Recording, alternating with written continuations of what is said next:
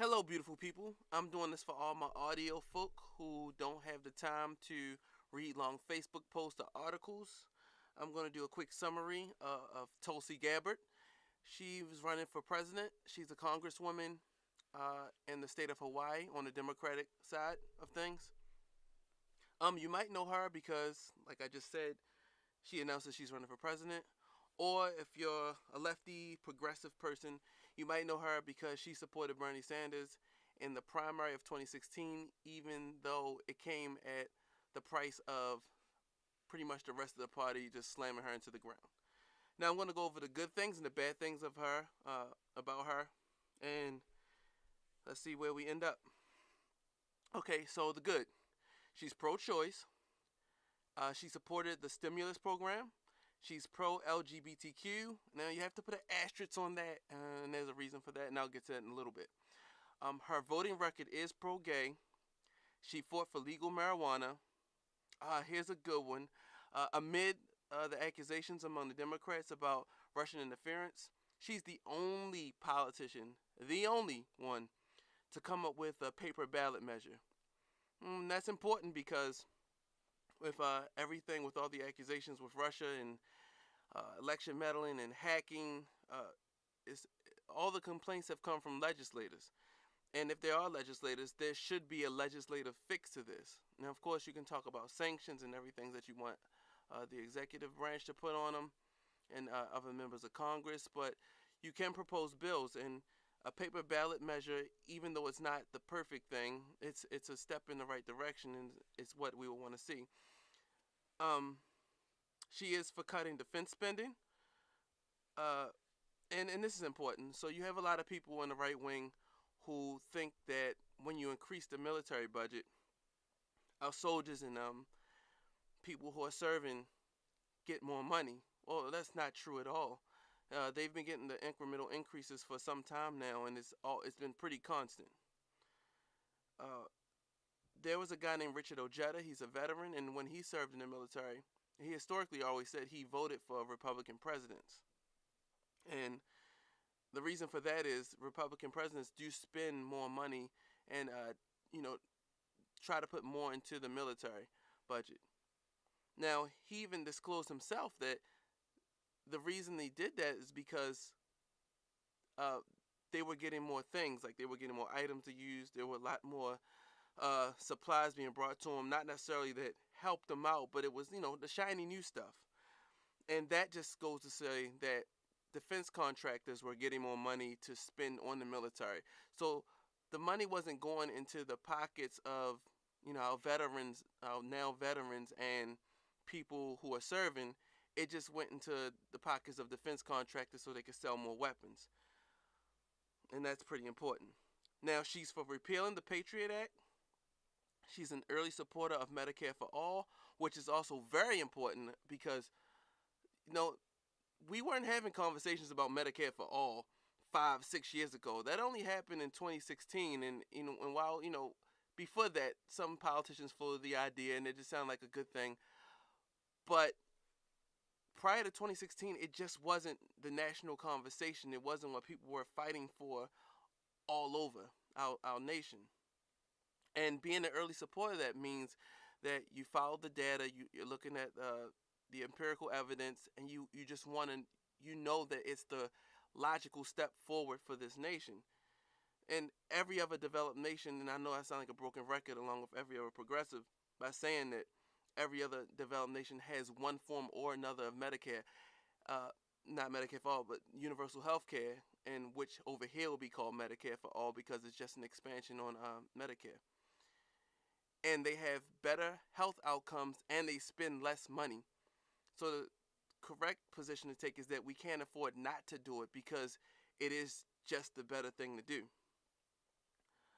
She voted to raise the minimum wage. She voted to protect Social Security and Medicare. She supports raising taxes on the rich.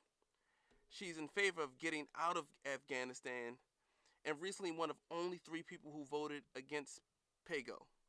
What is PAYGO? PAYGO is a rule set from the new majority leader, Nancy Pelosi, which states that you can't propose any legislation. You can't propose any legislation that will increase that will raise taxes. So anything you want to do, that'll just that can be fit within the current tax system we have, that's fine. But if you want to propose any progressive legislation like Medicare for all that'll raise taxes, dead on arrival. And that's problematic because even though Medicare for all does raise taxes, you net save, meaning you won't have any more copays, um, no more deductibles. You won't be spending all this money in private health care where the overhead is through the roof. So you do save money. So voting against PAYGO was the right thing to do, and I'm glad she did that. Now, she's been smeared by people like Howard Dean and Claire McCaskill, and this happened ever since she left the DNC. They characterize her as Assad's bestie without providing substance to these arguments. Now, I believe it was last year, she took a trip. She took a trip to Syria. She talked to Assad and she talked to the Syrian people. The Syrian people were pretty upset and they were pretty confused on why the United States wanted to help them, but they were actually providing weapons to both sides of the conflict in Syria. So the people were pretty perplexed on that and wondered why America was doing that. Because when these things happen, a lot of civilians get caught up in the crossfire of these conflicts. So they just legitimately wanted to know why America was getting involved in that way. And the fact is, even though they don't love Assad, Assad is their democratically elected leader. So they chose Assad as a people. So she's not for Assad. She even went on record calling him a brutal dictator. What she is for is the will of the people, in which they did democratically elect him. Now, with all that being said, we have to move on to the bad. Now, Tulsi Gabbard used to be anti-gay. Now, to be fair, being anti-gay was normal for almost every politician, even in the Democratic Party. Not to excuse it, she started when she was 17 years old, but it was just a normal position to be anti-gay. Back then, a few years ago, in the early 2000s and leading up to about 2013 is when a lot of politicians on the Democratic side started coming around to it. And since she's renounced her anti-gay rhetoric, saying, quote, "I want to apologize for the statements I have made in the past that have been very divisive and even disrespectful to those of the LGBTQ community. I know those comments have been hurtful, and I sincerely offer my apology to you and hope that you will accept it." End quote. She says her views changed when she joined the military and saw foreign governments acting as the moral arbiters and its destructive effects. Now, having said all that, in an article for Ozzy 2 years ago, she admits that her personal views haven't changed, but she doesn't believe it's her job to legislate in that way. Now, I'm not a part of the LGBTQ community, so it's not for me to say if that's something that you can accept or get past, but it is for those people to judge, and I'll just leave it at that. Another bad thing is she has close ties to far-right Hindu nationalists. It seems as though she is a supporter of Modi, who has been called the head of the Hindu Taliban. There's vicious repression against Muslim communities in India. I mean, it's really bad. She was also funded by some of the far-right Hindu groups in America in the past. Now, she's pretty good on foreign policy with the exception of drone strikes. So she's against regime change via what I just said earlier about Assad in Syria. But she's for the war on terror and against extremist groups. She voted against a bill that would welcome Syrian and Iraqi refugees. Now, one thing the left gets smeared for is saying that we're for open borders. Now, there are some people there, I'm not sure how many, but I don't think it's an overwhelming majority or even a plurality. because I'm not, and a lot of people I know, and the general consensus is people on the left aren't for open borders. But there is a conversation as to how many people we let in at a time. But to block an entire group without some vetting process just isn't right. Last thing I found out, something that's really, really, really, really bad, is that her response to the Senate torture report. She says that she has conflicting views on it. On one hand, she says she condemns torture anywhere in the world. On the other hand, she says that if that method were carried out for the safety of America in an extreme situation, then she would implement it. Look, the latter is hyperbole no matter how you slice it, because there's no humane way to torture. Once you start doing it, there's no method that's off the table. That's just what torture is. And it could seem like a compelling thing to say, well, if the nation was, because the example she actually brought up was, well, what if the nation was under a nuclear threat and we needed to torture somebody to get the information we needed? Well, it's been proven that torture just isn't effective. People might give you answers, but they won't give you the correct answers. They'll just tell you what they were trained to say in the situation that they were tortured, and have you believing that you're getting real information.